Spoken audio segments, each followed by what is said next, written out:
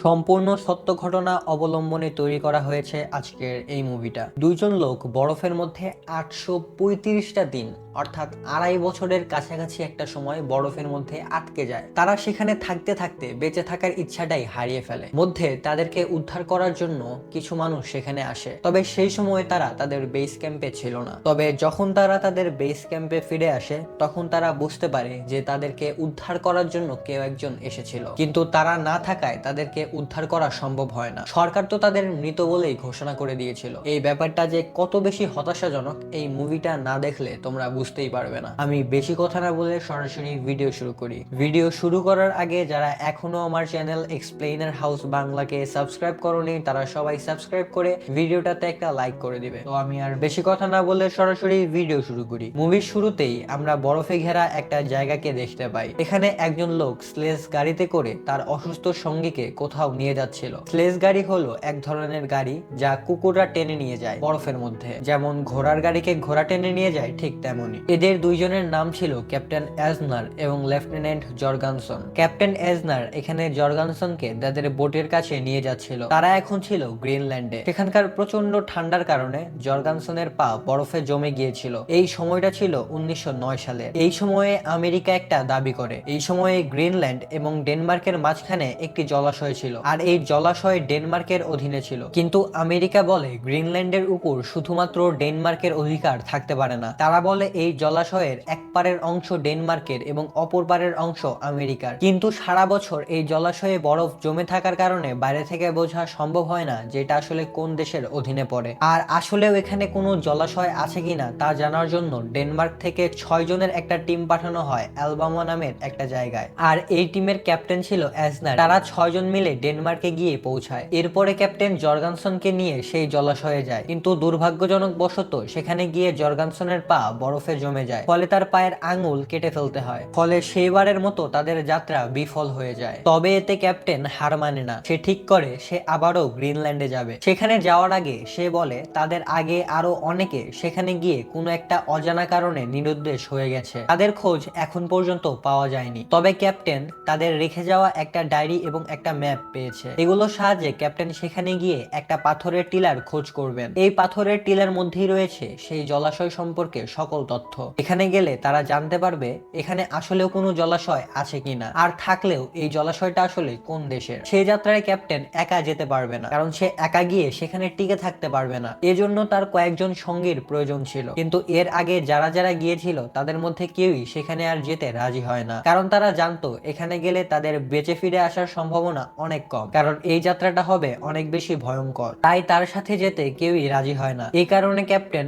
আইভার নামের একজনকে তার সাথে নিয়ে সেখানে যায়। আইভার এর আগে কখনোই গ্রিনল্যান্ডে যায়নি, এই কারণে এই যাত্রাটা তার কাছে রোমাঞ্চকর মনে হচ্ছিল। এরপরে ক্যাপ্টেন আইভারকে নিয়ে তাদের যাত্রা শুরু করে। গ্রিনল্যান্ডের তাপমাত্রা ছিল -40°C, যেখানে 0°C পানি বরফে পরিণত হয়, সেখানে -40°C কি পরিমাণে ঠান্ডা তা তো বোঝাই যাচ্ছে। প্রতিদিনই একটু একটু করে পাহাড়ে ওঠা আর রাত হলেই তাঁবু লাগিয়ে সেখানে থাকা, এভাবে থাকতে থাকতে 26 দিন পার হয়ে যায়। তাদের আশেপাশের পরিবেশ খুবই ভয়ঙ্কর ছিল। একে তো অতিরিক্ত ঠান্ডা, তারপরে সেখানে আশেপাশে কোনো জনমানব নেই, পুরো নির্জন একটা এলাকা। এইসব কিছুর সাথে ক্যাপ্টেন পরিচিত ছিল, কারণ সে এখানে আগেও এসেছে। তবে আইভারের কাছে এই সবকিছু ছিল একদমই নতুন আর রোমাঞ্চকর একটা বিষয়। কিন্তু এভাবে চলতে চলতে আইভারের একটি ভুলের কারণে একটি কুকুর বরফের খাদের মধ্যে পড়ে যায়। এর সাথে বিভিন্ন গুরুত্বপূর্ণ জিনিসও সেখানে হারিয়ে ফেলে তারা। এতদিন সবকিছুই রোমাঞ্চকর লাগছিল আইভারের, কিন্তু এই ঘটনার পর তার রোমাঞ্চ হারিয়ে যায়। সে বুঝতে পারে এখানে যদি এরকম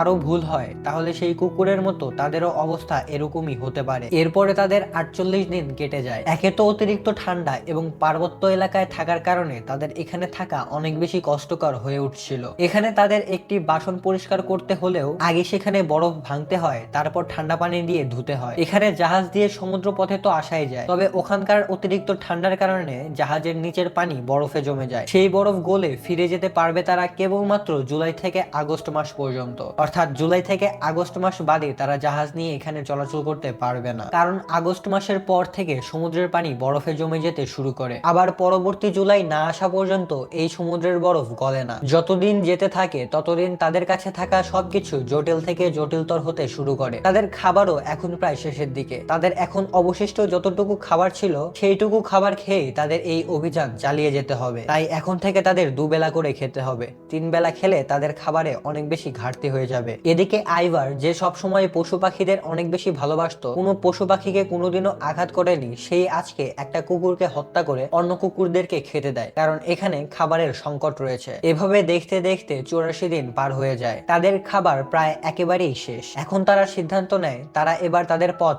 পরিবর্তন করবে। তারা যেখানে এতদিন দুটো গাড়ি ব্যবহার করত, তারা এখন থেকে একটা গাড়ি ব্যবহার করবে। এভাবে আরো কিছুদিন চলে যায়। অনেক দিন ধরে খুঁজে, অনেক কষ্ট করে তারা একটা পাথরের স্তূপের মতো কিছু একটা দেখতে পায়। সেই স্তূপের কাছে আসার পর তারা দেখতে পায় এটা সেই স্তূপ বা টিলা যেটা তারা এতদিন ধরে খুঁজছে। এখানে এসে তারা কিছু খাবার এবং একটি কোট খুঁজে পায়। এটা মূলত আগে যারা এখানে এসেছিল তারাই রেখে গেছে। ক্যাপ্টেন সেই কোটটা খুলে সেখানে একটা চিঠি দেখতে পায়। এই চিঠিতে সময় লেখা ছিল 8ই আগস্ট 1907 সালে, অর্থাৎ 2 বছর আগের চিঠি এটা। এরাই সবার আগে এই গ্রিনল্যান্ডে এসেছিল এবং এরাই এই চিঠি লিখে গিয়েছিল। তারা এখানে লিখেছিল, আমরা অনেক কষ্টের পর এই টিলাটি খুঁজে পেয়েছিলাম, কিন্তু অতিরিক্ত ঠান্ডার কারণে আমরা ধীরে ধীরে অনেক দুর্বল এবং অসুস্থ হয়ে পড়ি। তারা যেখানে অসুস্থ হয়েছিল সেই জায়গাটা থেকে জাহাজের দূরত্ব ছিল 580 মাইল। তাদের শরীর অনেক দুর্বল থাকার কারণে তারা এই জাহাজ পর্যন্ত ফিরে যেতে পারেনি। যাই হোক, এতদিন না খেয়ে থাকার কারণে ক্যাপ্টেন এবং আইভার অনেক বেশি দুর্বল হয়ে গিয়েছিল। তবে এখানে এই খাবারগুলো পেয়ে তারা অনেক বেশি খুশি হয়ে যায়। তাদের খাবার অনেক আগেই শেষ হয়ে গিয়েছিল, তাই খাবার সংগ্রহ করতে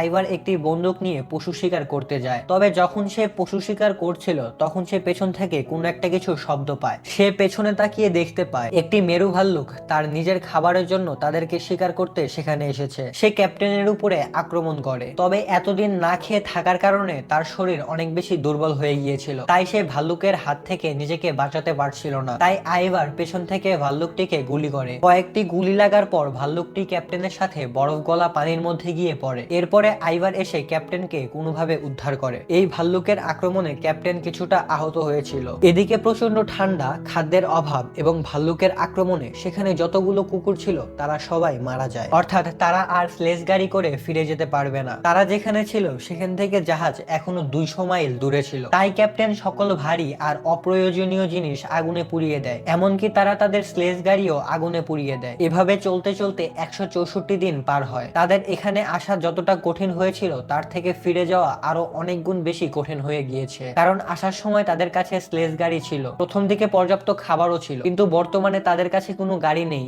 এমনকি খাবারও খুবই কম আছে। তাদেরকে এখন পায়ে হেঁটে তাদের বাড়ি ফিরে যেতে হবে। এখানে ক্যাপ্টেন ভাবতে থাকে তারা হয়তো তাদের বোটের কাছে আর ফিরে যেতে পারবে না, কারণ তারা অনেক দুর্বল হয়ে গিয়েছিল। এছাড়াও ভাল্লুকের আক্রমণের কারণে ক্যাপ্টেন অনেক বেশি আহতও হয়ে গিয়েছিল। তাই ক্যাপ্টেন ভাবতে থাকে তারা হয়তো এখানেই মারা যাবে। তাই ক্যাপ্টেন সেখানে অনেকগুলো পাথর দিয়ে একটি স্তূপ বানায়। তারা যে তথ্য প্রমাণগুলো পেয়েছিল সেগুলো এই পাথরের স্তূপে রেখে দেয়। এরপরে ক্যাপ্টেন আবারও তাদের যাত্রা শুরু করে, কারণ যদি তারা কোনোভাবে বোটের কাছে পৌঁছাতে পারে তাহলে তারা তাদের দেশে ফিরে যেতে পারবে। এরপরে তারা দড়ির সাহায্যে আরো কিছুটা পথ অতিক্রম করে। এরপরে আরো কয়েকদিন হাঁটার পর তারা অ্যালবামা নামের জায়গাটাতে এসে পৌঁছায়। এই অ্যালবামা নামক জায়গাটাতে কিন্তু তাদের জাহাজটা ছিল। তারা সেখানে এসে দেখতে পায় সেখানে আশেপাশে সবকিছুই বরফে জমে গেছে। সেখানে যে কোনোদিন পানি ছিল এটাও বোঝা যাচ্ছিল না। এর কিছুটা দূরে গিয়ে তারা দেখতে পায় সেখানে একটি ঘর বানানো আছে। এটা দেখে তারা প্রথমে ভাবে হয়তো তাদের সঙ্গীরা এখানে এই ঘরটি বানিয়ে রেখেছে। তবে সেখানে যাওয়ার পর তারা দেখতে পায় জাহাজের বিভিন্ন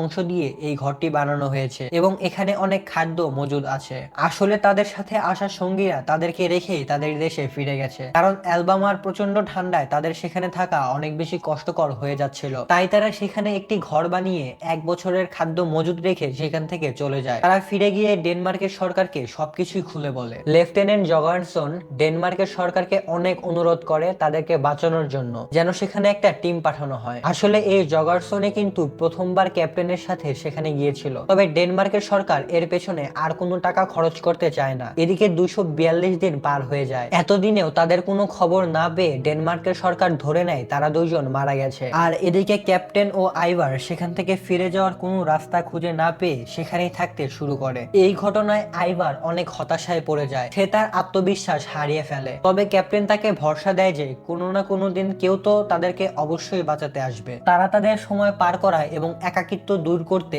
একে অপরের জীবনের অভিজ্ঞতা, ভালো লাগা মন্দ লাগা সবকিছুই শেয়ার করতে থাকে। একটা সময় ক্যাপ্টেন ঠিক করে যেহেতু তারা সেই পাথরের টিলা থেকে অ্যালবামা পর্যন্ত আসতে পেরেছে, তাই তারা আবারও সেই পাথরের স্তূপ বা টিলার কাছে ফিরে যেতে পারবে। তাদের আবারও সেখানে ফিরে যাওয়ার কারণ হলো তারা ভেবেছিল তারা হয়তো কোনোভাবেই বেঁচে ফিরতে পারবে না, এ কারণে তারা সেখানে তাদের প্রমাণগুলো রেখে এসেছিল। তবে তারা এবার বুঝতে পারছে যে তারা সেই প্রমাণগুলো নিয়ে আবারও এই জাহাজ পর্যন্ত আসতে পারবে, এই কারণে তারা আবারও সেখানে যাওয়ার চিন্তা করে। কারণ সেখানে গিয়ে তারা যদি প্রমাণগুলো না নিয়ে আসে তাহলে অতিরিক্ত ঝড় বা তুষারের কারণে সেখানে রেখে আসা প্রমাণগুলো নষ্ট হয়ে যেতে পারে। তাই সেগুলো উদ্ধার করতে ক্যাপ্টেন আবারও সেখানে যেতে চায়। এরপরে তারা আবারও সেই টিলার উদ্দেশ্যে যাত্রা শুরু করে। 439 দিনের মাথায় তারা সেই টিলার কাছে গিয়ে পৌঁছায়। এরপরে তারা সেই প্রমাণগুলো সংগ্রহ করে 471 দিনের মাথায় সেই প্রমাণগুলো নিয়ে অ্যালবামায় ফিরে আসে। এতদিন পরে ফিরে এসে তারা দেখতে পায় অ্যালবামার বরফ অনেকটাই গলে গেছে। তারা সেখানে গিয়ে দেখতে পায় একটা রেস্কিউ টিম তাদেরকে বাঁচাতে সেখানে এসেছিল। তবে যেহেতু তারা টিলার দিকে যাচ্ছিল তাই রেস্কিউ টিম তাদেরকে না নিয়েই সেখান থেকে চলে গেছে। রেস্কিউ টিমরা ভেবেছিল ক্যাপ্টেন আর আইভার হয়তো মারা গেছে। তবে রেস্কিউ টিম চলে যাওয়ার আগে সেখানে একটি চিঠি লিখে যায়। এই চিঠি লেখার কারণ হচ্ছে যাতে কেউ এখানে এলে বুঝতে পারে ক্যাপ্টেন আর আইভারকে বাঁচাতে রেস্কিউ টিম পাঠানো হয়েছিল। এই কারণে তারা দুজন আরো অনেক বেশি ভেঙে পড়ে। এদিকে লেফটেন্যান্ট জগারসন সরকারের কাছে আবারও আবেদন করে যাতে সেখানে গিয়ে দেখা হয় যে তারা বেঁচে আছে নাকি মারা গেছে। তখন সরকার তাকে বলে এটাই আমাদের শেষ চেষ্টা ছিল, তারা বেঁচে থাকলে রেস্কিউ টিম তাদেরকে অবশ্যই খুঁজে পেত। যেহেতু রেস্কিউ টিম তাদেরকে খুঁজে পায়নি অর্থাৎ তারা মারা গিয়েছে, তাই সরকার থেকে আর কাউকে সেখানে পাঠানো হবে না। এদিকে ক্যাপ্টেনরা আবারও সেই ঘরে থাকতে শুরু করে। এভাবে 793 দিন পার হয়ে যায়। এখন ক্যাপ্টেন পাগলের মতো হয়ে যাচ্ছিল। সে হ্যালুসিনেশন করা শুরু করে। সে কল্পনায় তার প্রেমিকাকে দেখতে পায়। এদিকে তার গলার ভেতরে পচন ধরতে শুরু করে, কারণ ভাল্লুকের আক্রমণে তার গলায় সামান্য ক্ষত হয়ে গিয়েছিল। একে অতিরিক্ত ঠান্ডা এবং জনমানবহীন একটা জায়গা, তার উপরে 2.5 বছর ধরে এখানে থাকার ফলে তাদের মানসিক অবস্থা অনেকটাই খারাপ হয়ে যায়। এভাবে চলতে চলতে একদিন আরো একটা ভাল্লুকের কবলে পড়ে তারা। সেই ভাল্লুকটি তাদের ঘরের দরজার সামনে এসে দরজাটিকে ভাঙার চেষ্টা করে। তবে তারা কোনোভাবে সেই ভাল্লুকটির হাত থেকে বেঁচে যায়। এভাবে 865 দিন পার হয়ে যায়। এ সময় তারা পুরো অন্য একটি জগতে হারিয়ে গিয়েছিল। তাদের মানসিক অবস্থা একদমই ঠিক ছিল না। এভাবে চলতে চলতে একদিন লেফটেন্যান্ট জগারসন কিছু লোকজনদেরকে নিয়ে তাদের উদ্ধার করতে চলে আসে। এরপরে সে তাদেরকে নিয়ে দেশে ফিরে যায়। দীর্ঘ 2.5 বছর ধরে একটি জনমানবহীন ঠান্ডা এলাকায় তারা দুজন টিকে ছিল। ফিরে আসার পর তাদের চিকিৎসা করে সুস্থ করে তোলা হয়। ক্যাপ্টেন ফিরে আসার পর অনেক বেশি খুশি হয়ে যায়, কারণ সে তার জীবনের সবচেয়ে বড় অভিযানে সফল হয়েছে। আমেরিকার হাত থেকে গ্রিনল্যান্ডকে বাঁচানো সম্ভব হয়েছে। এই অসম্ভব কাজকে ক্যাপ্টেন অ্যাজনার আর আইভার সফল করেছে। গ্রিনল্যান্ডের সরকারের পক্ষ থেকে তাদেরকে পুরস্কারও দেওয়া হয়, তাদেরকে তাদের দেশে অনেক বেশি সম্মান দেওয়া হয়। আর এখানেই এই মুভিটা শেষ হয়ে যায়। শেষ পর্যন্ত 865টা দিন পর তারা বেঁচে ফিরতে পেরেছে। দীর্ঘ 2.5 বছর এভাবে বরফের মধ্যে বেঁচে থাকার অনিশ্চয়তা নিয়ে থাকা কতটা যে কঠিন এই মুভিটা না দেখলে তোমরা বুঝতে পারবে না। যাই হোক, মুভিটা কেমন লেগেছে সেটা অবশ্যই কমেন্টে জানিয়ে দিও। ভালো লাগলে ভিডিওটাতে একটা লাইক দিয়ে চ্যানেলটাকে অবশ্যই সাবস্ক্রাইব করে দিবে। ধন্যবাদ।